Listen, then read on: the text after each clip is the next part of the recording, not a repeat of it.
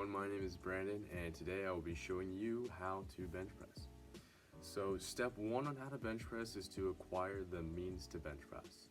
So when it comes to bench pressing, you're gonna need either a gym membership or your own personal bench and bar to use. Personally, I have a bench at home which I use, which you'll see in the video. I also have a gym membership that I use as well. A bench press along with a bar and weights would cost anywhere from $100 to $1,000 depending on the quality of bench press that you wish to receive. And the gym I use personally charges a $50 initial fee and $10 there on out. So step two on how to bench press is going to be your bench press grip, which is an important part of bench pressing.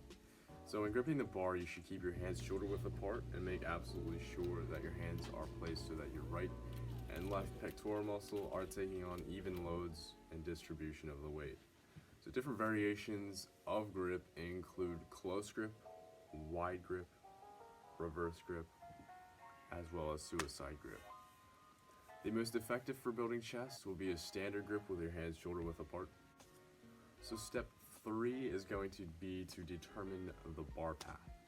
So a lot of people tend to think that the bar should go straight up and down. However, this way can be dangerous and hazardous to your joints, especially your shoulders.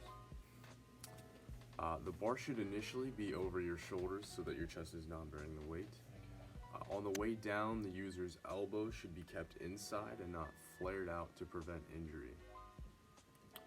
The bar should touch your chest right at the bottom of your pectoral muscles, and as the bar is on the eccentric movement, it should follow a curved path to your chest, and when pressing the weight back up, it should look like this.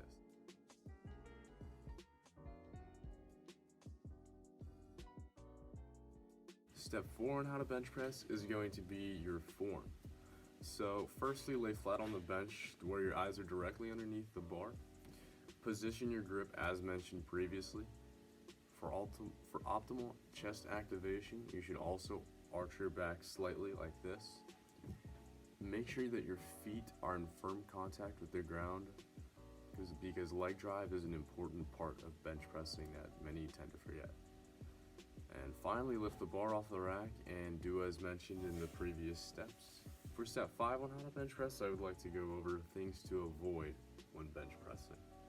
So one common mistake that people do is allow for the bar to bounce off their chest when doing bench press, especially when it's heavier weight. The bounce allows for easier concentric movement, but it can harm your chest and it doesn't activate your chest as much, which doesn't lead to as much muscle fiber tearing, which leads to growth.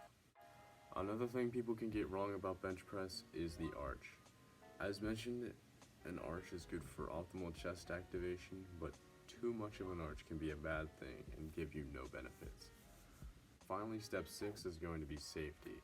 So the most important part, especially when you're lifting heavy weight, is going to be to have a lifting partner or some means of protecting yourself if in the event that you can't get the weight pressed back up. So a spotter is going to be optimal for allowing you to get the weight back up upon failure. The bench press can be a great way to increase chest size if performed by using the steps previously mentioned, and a great exercise just as a whole to incorporate into one's exercise routine. Thank you and enjoy bench pressing.